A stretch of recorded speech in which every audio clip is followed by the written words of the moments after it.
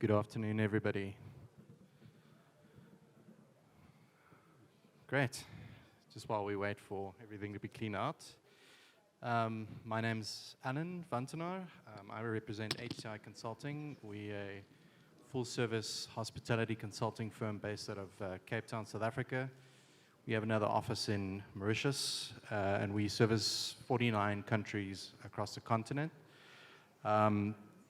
I'll be hosting today's panel on banking and financing in the hospitality industry. I'm just going to give a quick round of introduction to my panelists. I think let's maybe start on the far end. Harry, you maybe just quickly want to let us know who you are, what you do. Good afternoon, everyone. My name is Harry Bomani. I'm from Tanzania. I was a banker for the first half of my career. Spent 15 years leading KCB and also working at Standard Chartered. And I've been an entrepreneur for the last 12 to 13 years. My businesses are focusing on financial services, real estate services in Dar and also in Zanzibar, and looking to invest in real estate, agri, and retail. Thank you. Good afternoon. My name is Dr. Dan Kagagi, a partner at OK Law Advocates, the legal sponsor for this event. Partner heading financial services. In our firm, we help clients to structure debt and equity for their real estate projects, which includes hotels and hospitality sector generally. I've been involved also in the hospitality industry in my previous role, helping finance lodges, developing financing for the marketing of Kenya as a tourism destination, and helping with the marketing of the hospitality industry.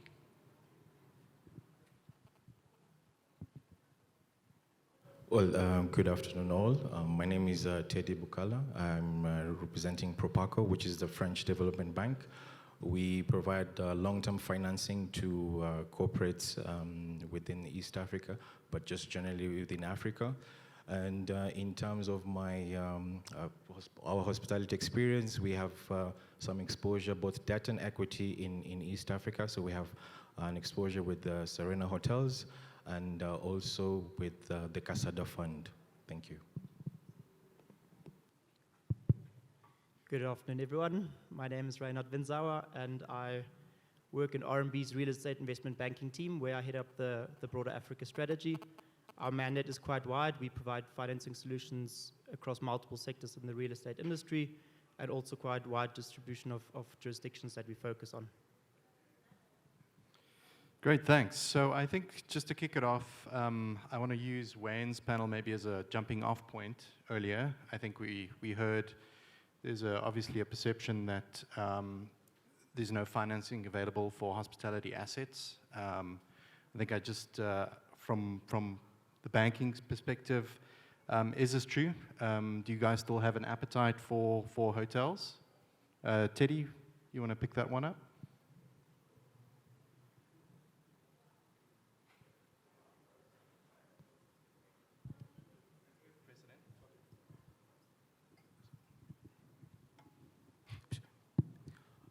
Yes, so to answer your question, yes, we do have appetite. Obviously, pre-COVID, we were quite bullish on the sector, but post-COVID, we are now a bit more quiet. Let's say we take a most proactive approach in terms of our investments in the hospitality space. So less greenfield and more brownfield projects. Okay. Reinhard? Yes, short answer is yes, we have appetite. We actually recently just revised our hospitality funding framework internally. I think just redirected our efforts, and our book now is bigger than it was pre-COVID. I think there's lots of lessons that we learned, and I think hospitality is a very, very big umbrella in terms of the different underlying assets, and I think we're very specific around where we want to play. But yes, for those areas, definitely have got appetite. And Harry and Dr. Dan, from a client-facing perspective, I mean, obviously there's a big need for financing. Are you finding a disconnect between accessing capital for projects? Well, let me kick off from a Tanzania point of view. I think the situation in Tanzania was a bit complicated. I'd say going back 18 months ago and maybe 3-4 years before that, there was very little interest for investment, which is typically for these projects coming from offshore. And the banks had gone through a downturn. So post 2015, I think liquidity was sucked out of the market, and the banks started experiencing bad debts. And these bad debts were acute in the real estate arena, and obviously hospitality was severely affected. So the banks had no choice but to cut back on lending. That was then followed by COVID. So whilst confidence was rebounding, ultimately COVID was a sort of a transitional setback. But where we are now, I think banks are starting to look again at lending. But I would say that it is more miss than hit. There's only a handful. We've got about 40 commercial banks in Tanzania. Less than 10 would be doing real estate lending and looking at the hospitality sector. And I think from an equity point of view, I believe now there is a lot of interest for investment in this asset class. So equity has rebounded quite quickly. Our experience here is very positive. The presentation we had earlier on this afternoon on the state of the investment industry in this market is actually very positive about Kenya. Kenya being, looking at the numbers, you've got almost the second largest country in terms of new build. So there's a lot of new construction going on in the country. We are seeing that not just in Nairobi. Nairobi, of course, is a big driver for hospitality, but we are also seeing it in the counties. So you have the key county locations, Kisumu, Nakuru, Mombasa, and other towns in the counties. So there's a very big boom going on. And why is that? Because there is big demand. And demand is at two levels. The international demand for hospitality is very strong now, post-COVID. COVID, of course, was quite a disaster for the hotel industry, but we're now seeing a big rebound. The economic survey shows that we are now almost at pre-COVID levels in terms of international arrivals.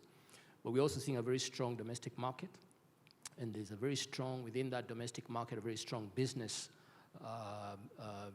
demand for bed nights, for hotel rooms, and that has driven up demand. And so what that means now is that we are seeing those companies that have a portfolio and who are expanding, they can access capital. Banks are very interested in what they're doing. The challenge, I think, like my colleague here, Teddy, has said, is really on the greenfield side. If you're a client looking to start up a hotel from scratch, it will be almost impossible to get funding for that from the local banks. So I think, in summary, what I've heard regarding this question is, there's debt available, but I think the question is, what is the appropriate amount? And I think that's maybe something that ran away from a lot of banks prior to the pandemic. I think we're quite loose in terms of gearing on assets. And now we're seeing banks pull back. I mean, certainly from what we've seen with a lot of commercial banks, a lot of the DFIs, you're not exceeding something like 50, maximum 60% leveraging on a hotel asset. So definitely there is debt, it's just it needs to be appropriate according to the project. Doctor, you mentioned something earlier about the projects. I think it's quite important, it was mentioned earlier in the previous panel as well, in terms of how hotels should be adapting to the new situation. I think what, from Teddy, from your side and from Reinhard's side, in the current situation in the market, if a project kind of hits your desk, what are some of the main factors that you look at in terms of, assessing that project for successful finance raising? Clearly, there's certain key drivers that any bank would be looking at, or any financier for that matter. If I can take you back a little bit, if you look at our key destination, which is our coast region, which attracts a big chunk of our international arrivals, we were faced with a lot of geopolitical challenges in previous years with the terrorism attacks that took place in the early part of the century. And then recently we had the Al-Shabaab problem up there in Lamu. And of course that took a big hit on the arrivals in the coast region. So a lot of the hotels did close, and this of course is all pre-COVID. And so clearly when you're looking at financing hotel, location is very essential. Who's your target market? If your target market is the international tourist, then where are you positioned? Are you positioned in the coast? What segment are you attracting? If you are looking at a lodge, for example, if it's in the Mara attracts the biggest number of international tourists. If you're looking at both the international and domestic market, there's certain locations you want to be at, Nairobi being a big hub. So business hotels, for example, in Nairobi will attract actually a lot of funding because, again, you're not just looking at the accommodation revenue, you're looking at also the additional revenue streams that a hotel would generate. So, for example, if it is entertainment, if it is experiential experiences, if it is the MICE sector, for example, which is a very big driver now in Nairobi, and also is increased in its number of conferences that are being held now. So when you're looking at all those revenue streams, then it's more attractive to a bank to actually look at the hotel. The other factor, of course, is that who is your operator? If you're an owner, will you be operating yourself? And therefore, do you have the experience? Or will you be working with a brand? What kind of relationship will that be? Will it be a franchise model? Will it be a long lease model? So all these are factors that a bank would be looking at. Teddy, from your perspective? Yes. I fully agree with Dan. And for us, our focus has always been on business hotels. So we don't look at the sort of leisure hotels space. So we'd definitely have done our assessments on the market to understand how many players are within that space. And for us, for example, as I said earlier, we've invested in Serena. And for us, this is a key client for the region because we've worked with them through their expansion in the rest of East Africa. And for us, this has remained a key element in terms of our investment strategy. So business hotels that are able to pull in investments for different purposes, as Dan mentioned. So it could be from conferences perspective. But then again, we look at the longevity of these projects. Because at the end of the day, as a development bank, we're here for the long haul. We're not here for 4 or 5 years. So we're patient capital providers, and that's for us is where we see the value that we bring in as a bank. Any difference for you? Yeah, I think very similar to what Teddy has expressed. I think we generally, as a theme, bank clients, not projects. And what I mean with that is we look to track record, we look to an ability to step in and support if ever there is a deviation from base case. And the reason I say that is we a bank, if the client ever hands us the keys to manage the hotel, we wouldn't know where to start. And I think we'd never want to be in a position where we get there. And then from a capital structure perspective, we often talk about loan to value in this industry. And I think what's an issue across sub-Saharan Africa is the value means nothing if there's no ability to sell, where there's no secondary market and the like. And from our perspective, that forces us to look at it as a cash flow entity or operating business. And there, if you purely apply a leverage finance lens, at a 50% geared asset, at an 8% yield, you're sitting at a 6 times debt multiple. That's bordering mezzanine finance, and it's only 50% geared. So I think that's where the challenge often comes between the disconnect from a capital structure requirement from a lender's perspective versus what we believe is a prudent capital structure. Okay, and the sustainability of that asset. Correct. So the business plan, the team that worked on it, the development cost. Okay. We're out of COVID now. We're obviously still suffering from some of the symptoms. Obviously rising inflation, the effects on interest rates, currency volatility, etc. And I think also the shift from LIBOR to SOFR has definitely had an impact on lending. Post-COVID, have you seen any changes in terms of your lending criteria, requirements in terms of security packages on deals? Teddy, do you want to comment? Yeah, thanks, Alan. So definitely we've seen a bit of a change in that regard.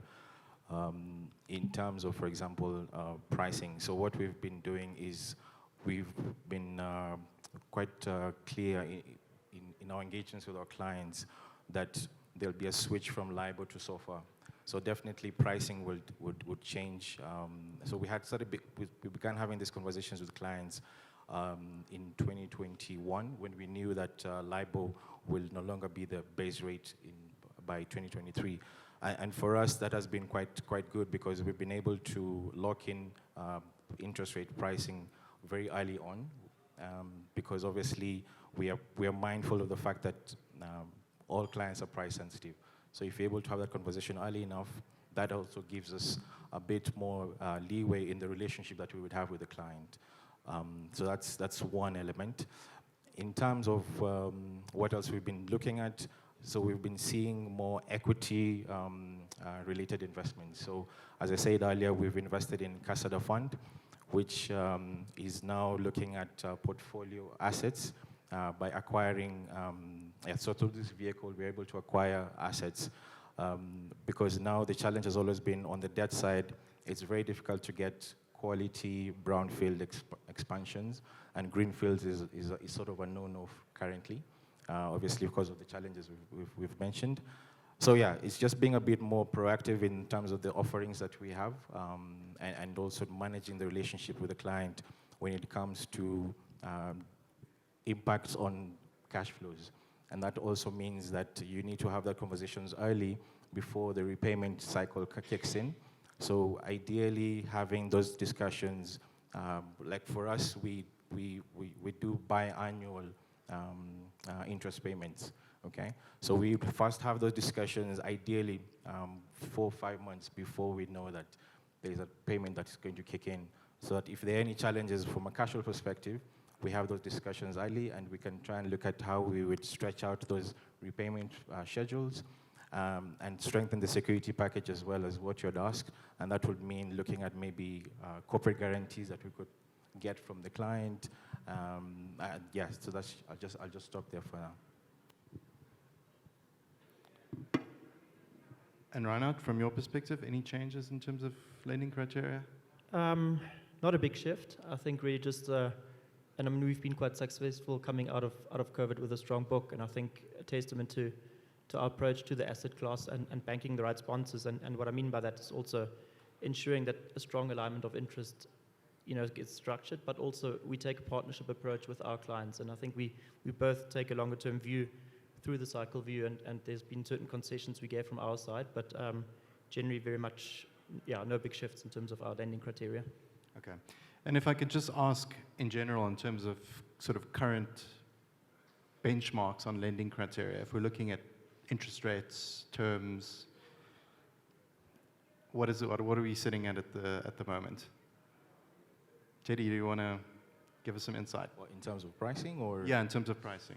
Oh, that's a tricky one. So I think it's on a case-by-case basis. Of course, yeah. What we've always been doing is, we lend in hard currency, so we'd always need to have a client that is able to absorb our debt. Our minimum ticket is usually like $10 million.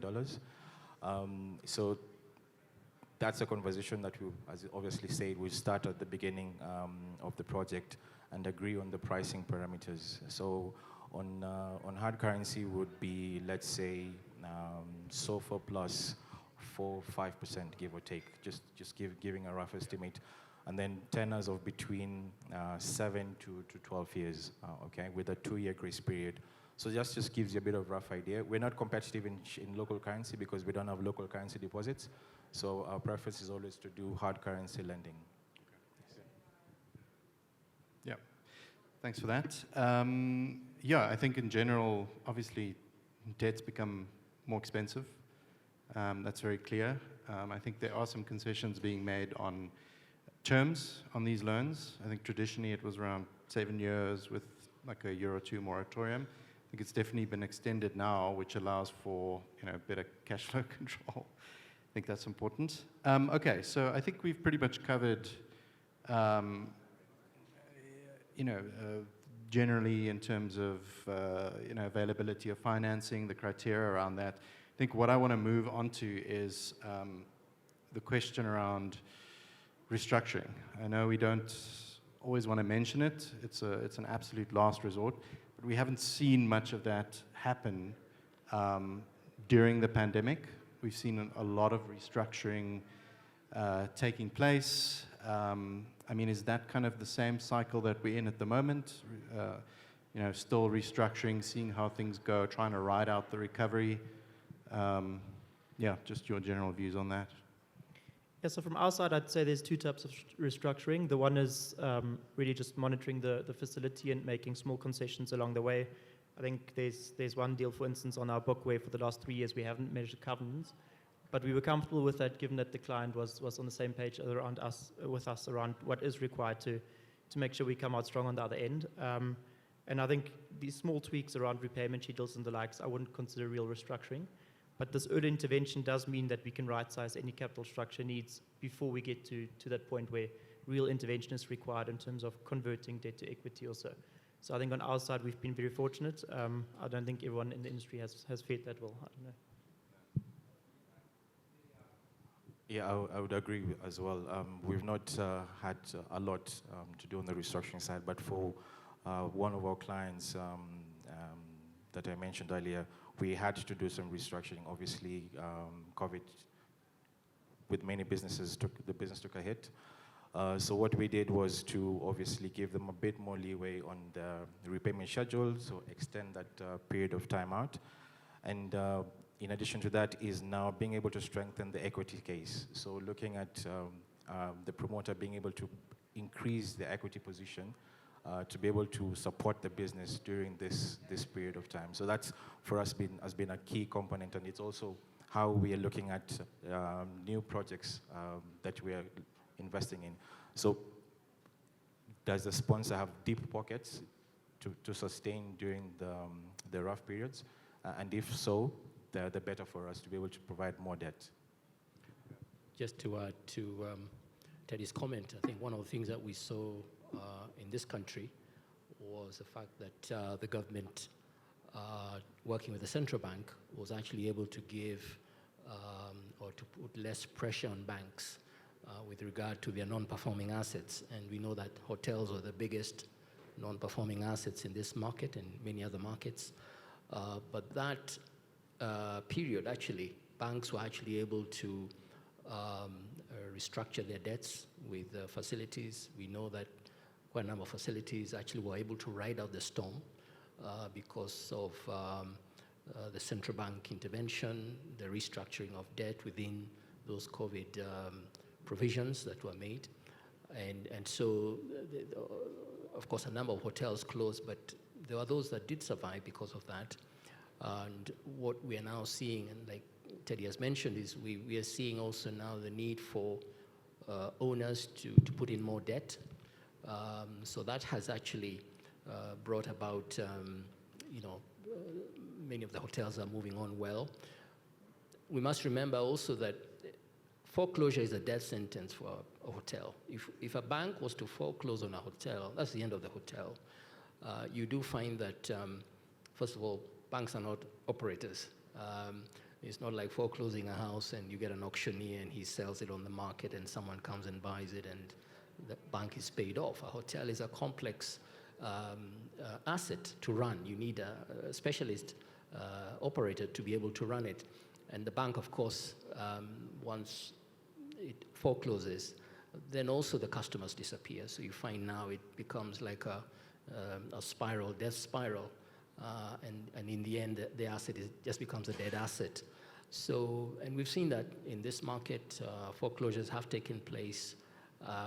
The biggest number of foreclosures on the Kenya coast, and many of those hotels have never revived. They've just died, and the banks keep them on their assets, and they've just deteriorated. So, so banks will therefore do a workaround, helping the operator to find a buyer if that's possible, or an equity partner. We've been involved in those discussions, trying to identify. The challenge, of course, is that hoteliers are not that many, operators are not that many, so you don't get a big number of buyers on this market looking for liquidity. Assets. Yeah, liquidity is a challenge. So those are challenges in this industry.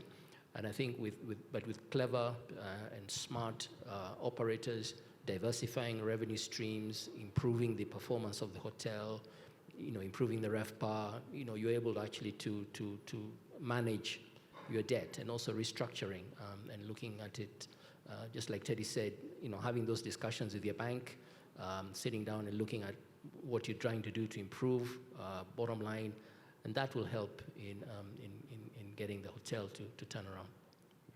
Harry, do you want to add? Yes, I would just add that I think your question is at a micro or at a financier level, but at a macro level, there's also restructuring that happens in a positive way. And in Tanzania, I think we've seen this. I'll just give some transactional references or evidence. So for example, Zanzibar has, going back 10 years or so ago, had maybe 100 to 200,000 visitors a year. Pre-COVID was about 500,000 visitors. And the first 3 months of this year, the run rate is at about 80,000 a month, which is, extrapolating to about 1 million visitors. So whether or not the banks are restructuring, the consumers are arriving.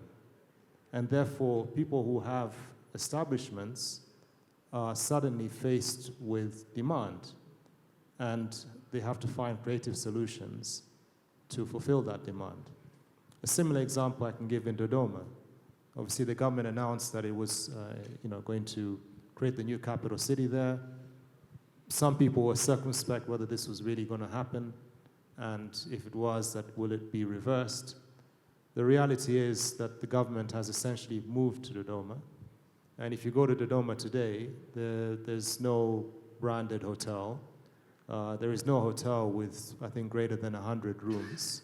Typically, the best of the average bunch are two-star hotels, 40, 50 rooms, this type of thing.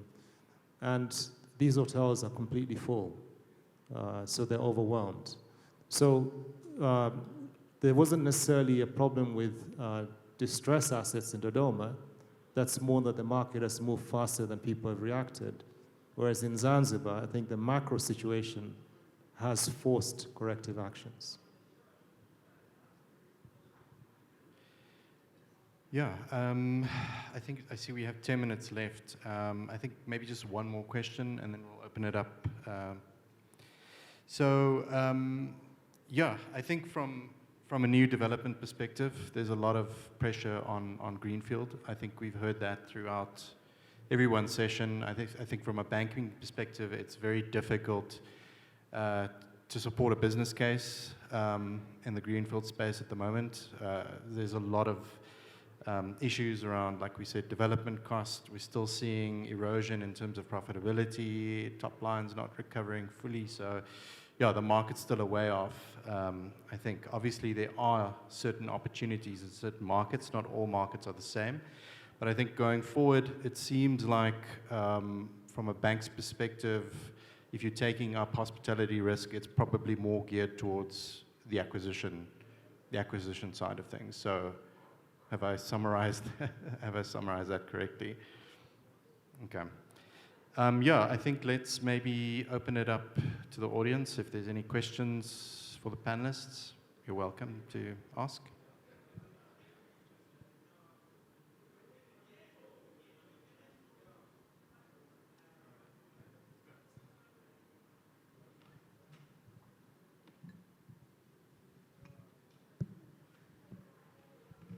I just wanted to find out what your current interest rates are, because you talked about the switch from LIBOR. And what sort of mix of debt equity are you sort of looking at?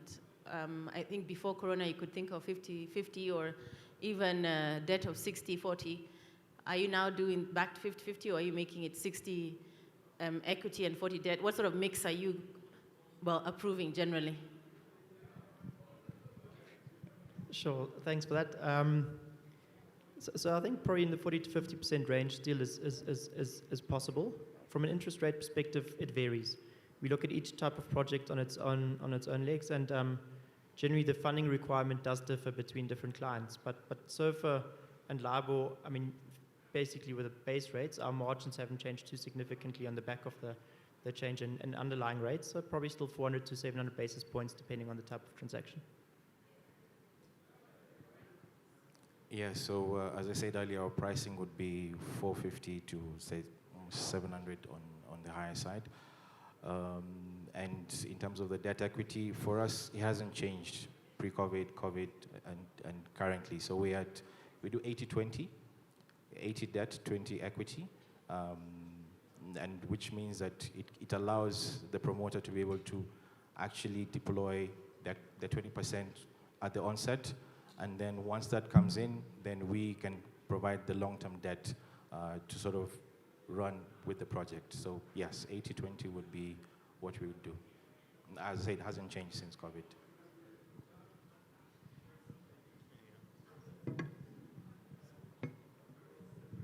Good afternoon. I think my question will be for Dr. Kagagi. How are you? And I think because you're in a unique situation where you sit between the banks and the customers, and just to pick up on something you said about distressed hotels and the fact that, when a hotel goes into distress, then the bank is between a rock and a hard place.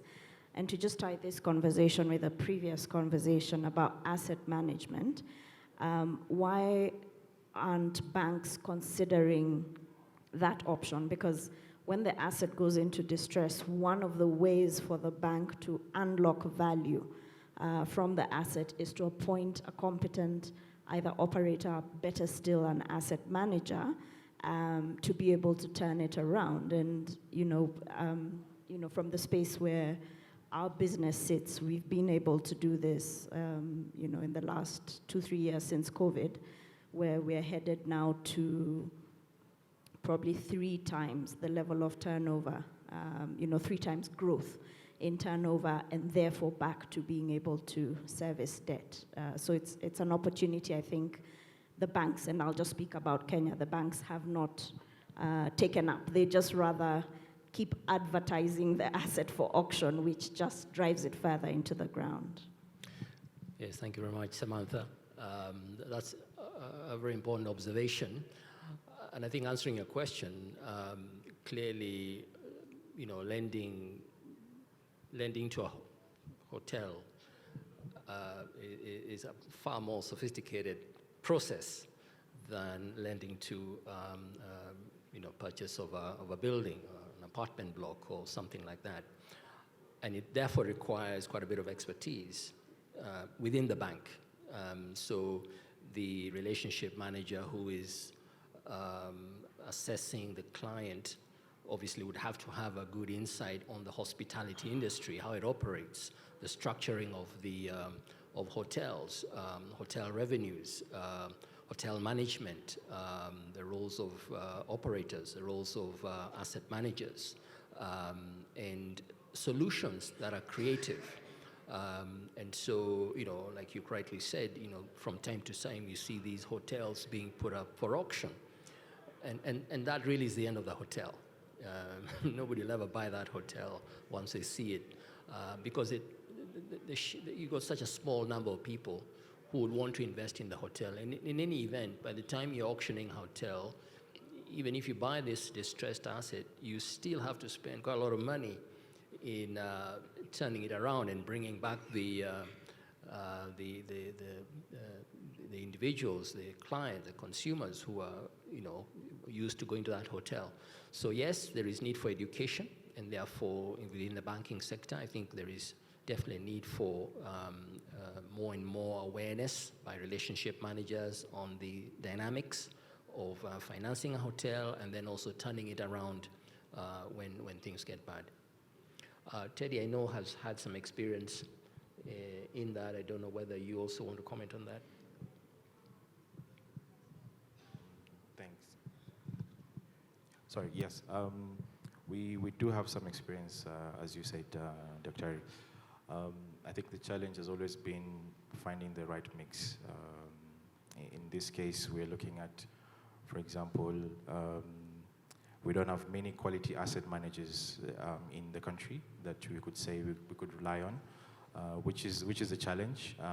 Then it comes to liquidity is also a challenge because, as Dr. Ari mentioned, you need deep pocket asset managers who not only come to sort of turn around that facility, but also invest and put in the required amount of capital to bring it back.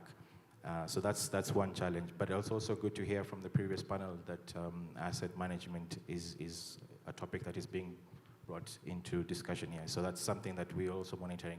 We don't do that ourselves, but we would rely heavily on hospitality expertise, which is something that we don't have internally. But as I said earlier, in the discussions, we work with our clients so that we don't get to a point where the asset is distressed to a point that it needs to be sold. Yeah, and if I can also maybe add to that, because we've also had similar experience with banks sitting with distressed assets.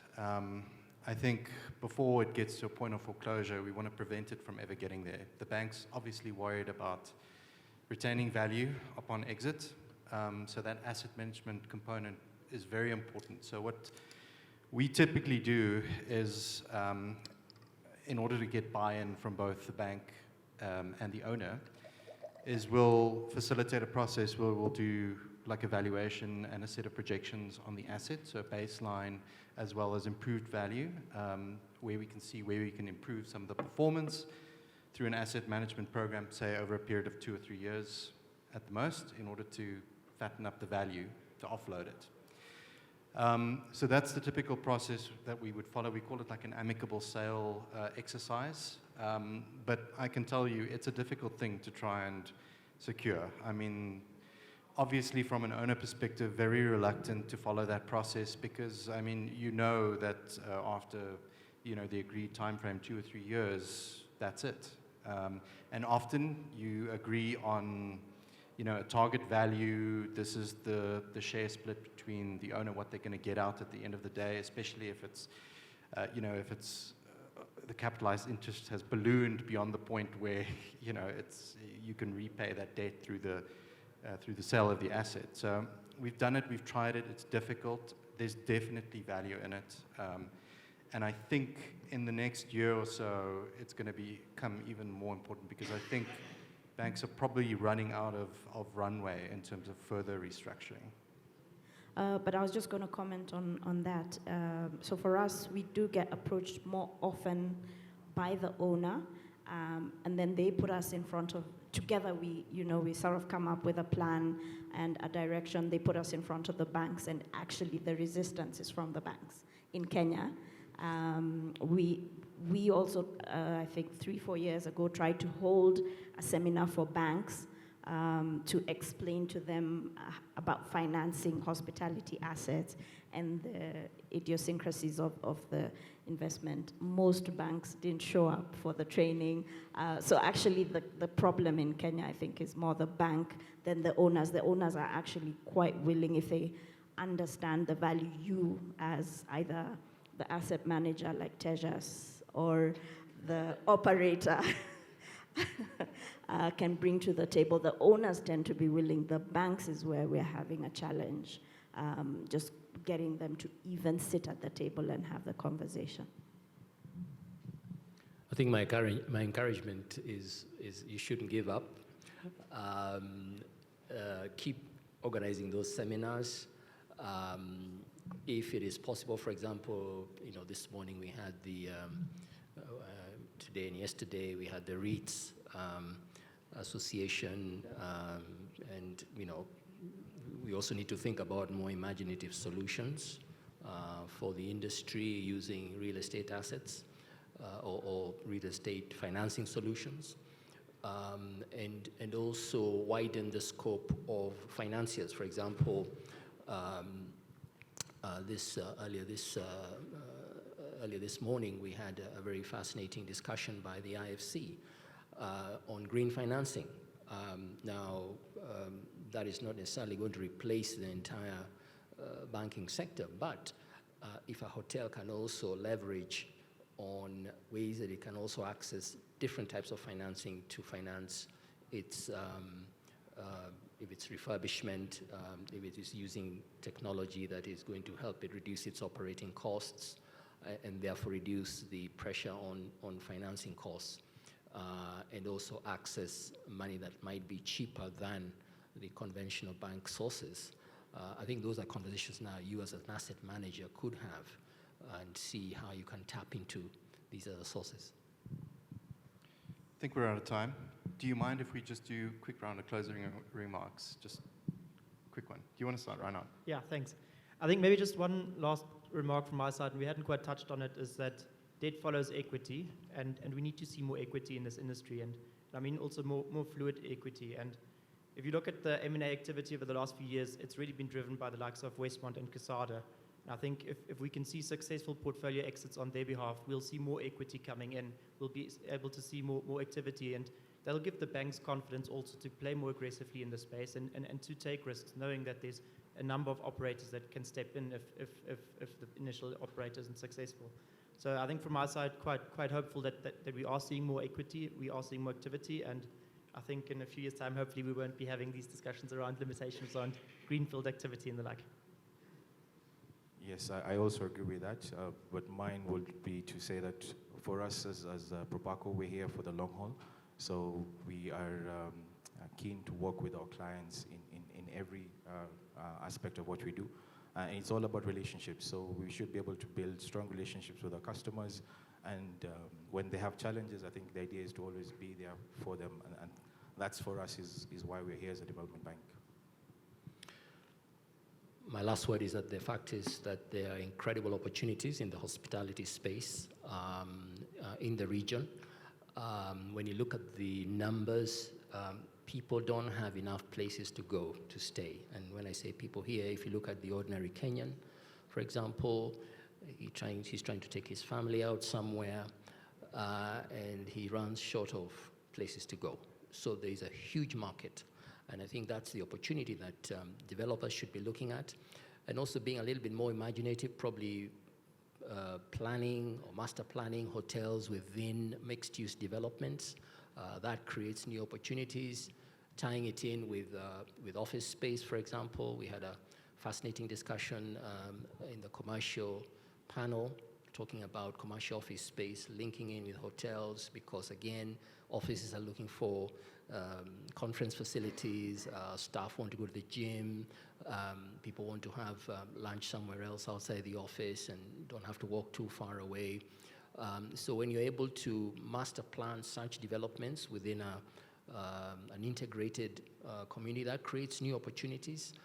And also the fact that now we need to think about the younger generation. The younger generation are looking for different experiences than, say, our generation or our parents' generation.